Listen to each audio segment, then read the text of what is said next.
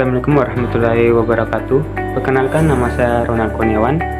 Saya akan membahas tentang pengertian manusia dan lingkungan. Manusia adalah makhluk hidup ciptaan Tuhan dengan segala fungsi dan potensinya yang tunduk kepada aturan hukum alam, mengalami kelahiran, pertumbuhan, perkembangan, dan mati, dan seterusnya. Serta lingkungan adalah suatu media di mana makhluk hidup tinggal mencari penghidupannya dan memiliki karakter serta fungsi yang khas yang mana terkait secara timbal balik dengan keberadaan makhluk hidup yang menempatinya, serta manusia yang memiliki peranan yang kompleks dan real. Adapun hakikat manusia dan makna lingkungan. Hakikat manusia adalah makhluk yang memiliki tenaga dalam yang dapat menggerakkan hidupnya untuk memenuhi kebutuhannya. Individu yang memiliki sifat rasional yang bertanggung jawab atas tingkah laku, intelektual, dan sosial. Makna lingkungan bagi manusia, yaitu merupakan tempat hidup manusia, memberikan sumber-sumber penghidupan manusia, memengaruhi sifat, karakter, dan perilaku manusia yang mendiaminya, memberi tantangan bagi kemajuan peradaban manusia, menciptakan lingkungan untuk kebutuhan. Saya Mira, NIM HE02220004. Di sini saya akan menjelaskan mengenai lingkungan hidup. Jadi, lingkungan hidup adalah segala sesuatu yang ada di sekitar manusia dan berhubungan timbal balik.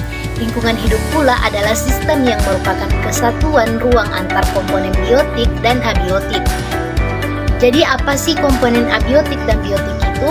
Jadi, komponen biotik merupakan komponen yang ada di alam dan meliputi semua makhluk hidup seperti hewan, tumbuhan, mikroorganisme, dan manusia.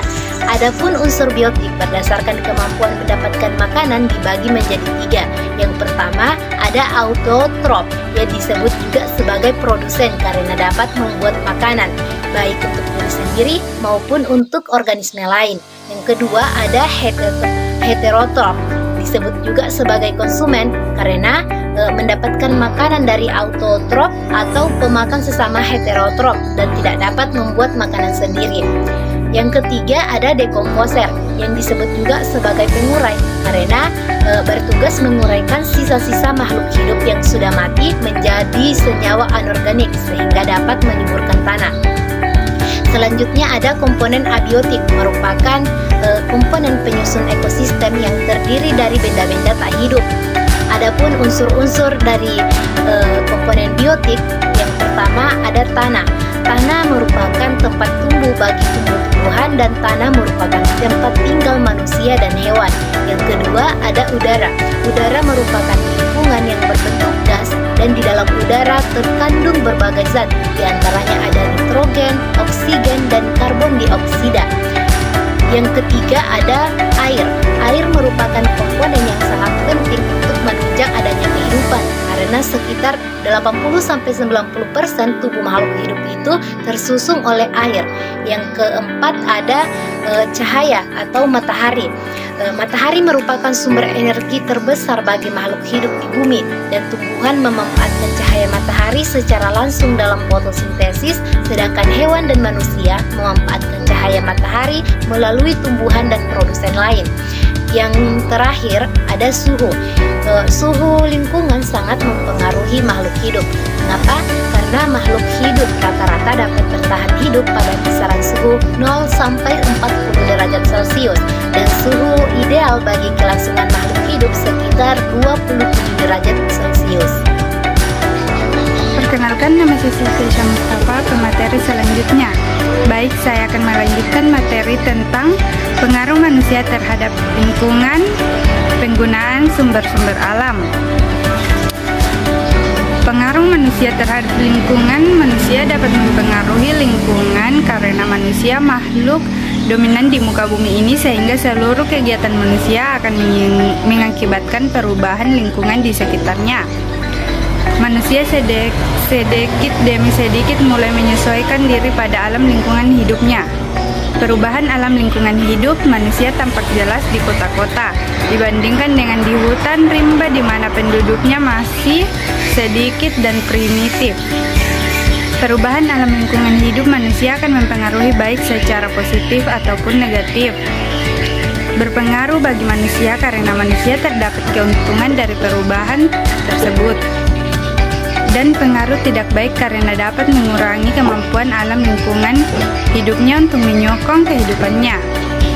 Penggunaan sumber-sumber alam. Manusia memandang alam lingkungannya dengan bermacam-macam kebutuhan dan keinginan. Manusia bergulat dan bersaing dengan spesies lainnya dalam memenuhi kebutuhan hidupnya. Dalam hal ini, manusia memiliki kemampuan lebih besar dibandingkan organisme lainnya, terutama pada penggunaan sumber-sumber alamnya. Berbagai cara telah dilakukan manusia dalam menggunakan sumber-sumber alam berupa tanah, air, fauna, flora, bahan-bahan galian, dan sebagainya. 1. Pertanian dan tanah. 2. Hutan. 3. Air. 4. Bahan tambang. Assalamualaikum warahmatullahi wabarakatuh. Saya Suci Malidia Baharudin sebagai pemateri keempat yang akan menjelaskan mengenai permasalahan-permasalahan yang mengancam lingkungan.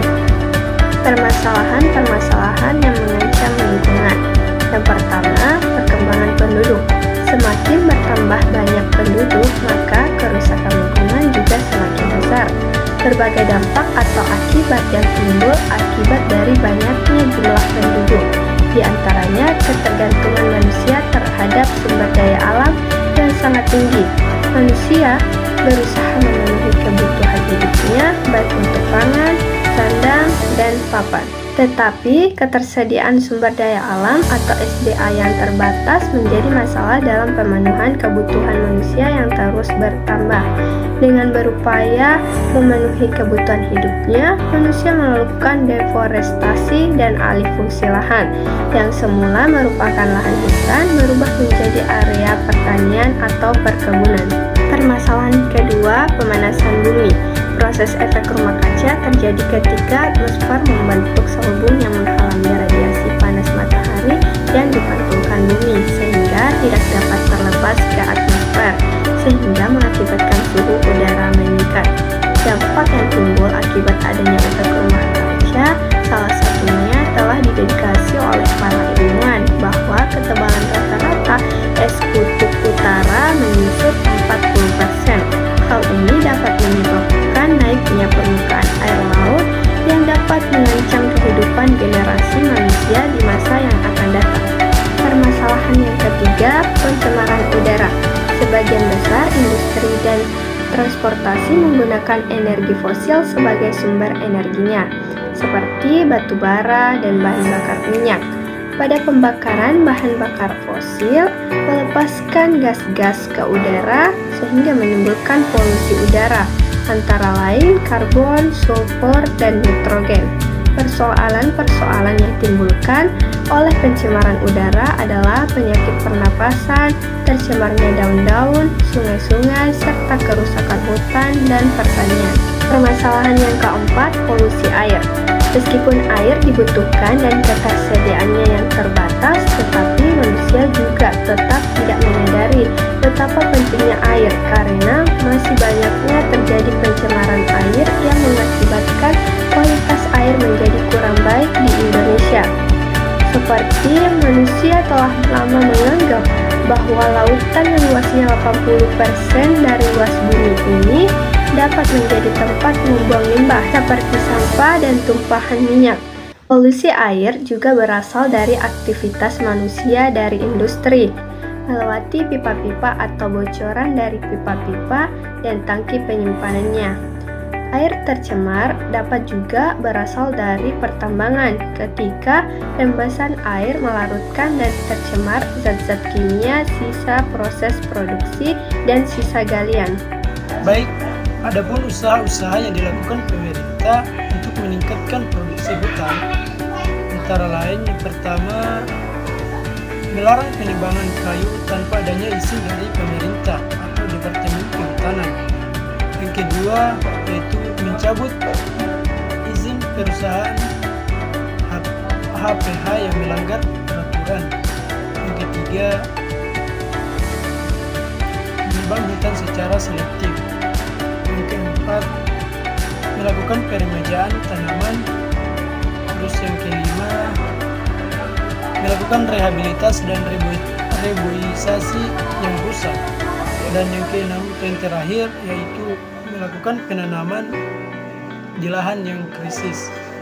Terima kasih. Baik, terima kasih atas kesempatan yang diberikan. Perkenalkan, nama saya Tasik Lempan. Di sini saya sebagai pemateri ke-6 yang akan membahas mengenai sikap manusia terhadap lingkungan. Nah, tidak semua manusia di muka bumi ini tidak peduli terhadap lingkungannya. Meskipun tidak semua, mereka sangat mencintai lingkungan. Hal ini yang perlu dicontoh oleh semua orang yang ada di bumi ini. Mereka yang cinta pada lingkungan tidak akan membiarkan lingkungan sekitarnya kotor ataupun tercemar. Jadi, kita harus membiasakan hidup bersih mulai sekarang. Mungkin bisa dimulai dari lingkungan sekitar rumah kita. Jika ada sampah, kita harus membawanya ke dalam bak sampah atau tempat sampah. Tetapi juga harus dipisahkan dulu, yang mana sampah plastik dan yang mana sampah daun dan sampah yang lainnya. Jadi, kita sebagai manusia harus terus menjaga lingkungan sekitar kita agar tetap bersih dan nyaman untuk ditinggali, karena kita sendiri yang akan menikmati keindahan lingkungan kita apabila bersih dan tidak tercemar. Sekian dan terima kasih, saya serahkan ke pemateri selanjutnya. Baik, di sini saya akan melanjutkan materi yang berkenaan dengan problematika lingkungan sosial yang dihadapi masyarakat. Baik, yang pertama itu adalah tentang lingkungan sosial. Jadi yang perlu kita ketahui adalah lingkungan sosial merupakan wadah atau tempat berlangsungnya berbagai kegiatan dan interaksi sosial antara individu yang dapat berupa lingkungan keluarga, masyarakat, dan lain sebagainya. Bentuk-bentuk interaksi sosial dapat berupa kerjasama, akomodasi, persaingan, dan pertikaian. Bentuk problematika sosial yang dihadapi masyarakat juga itu beragam bentuknya. Berdasarkan faktor penyebabnya, maka dapat dikelompokkan menjadi 4 menurut Surjono Sukarto pada tahun 1982. Yang pertama itu adalah problem atau masalah sosial karena faktor ekonomi, seperti kemiskinan, kelaparan, pengangguran. Jadi problem ini atau masalah ini ada karena adanya penyebabnya, yaitu seperti tadi kemiskinan, kelaparan, dan pengangguran. Kemudian yang kedua itu adalah problem sosial karena faktor biologis seperti wabah penyakit menular. Kemudian yang ketiga itu problem sosial karena faktor psikologis seperti bunuh diri, sakit jiwa, dan disorganisasi. Kemudian yang terakhir itu adalah problem atau masalah sosial karena faktor kebudayaan seperti perceraian, kejahatan, kenakalan anak, dan lain sebagainya yang sering dilakukan oleh masyarakat itu sendiri. Oleh karena itu, dalam kehidupan sosial masyarakat dibutuhkan keserasian yang dapat melahirkan harmonisasi, damai, dan tentram. Keserasian lingkungan sosial adalah kesesuaian pola tindakan manusia dalam suatu sistem hubungan timbal balik. Keserasian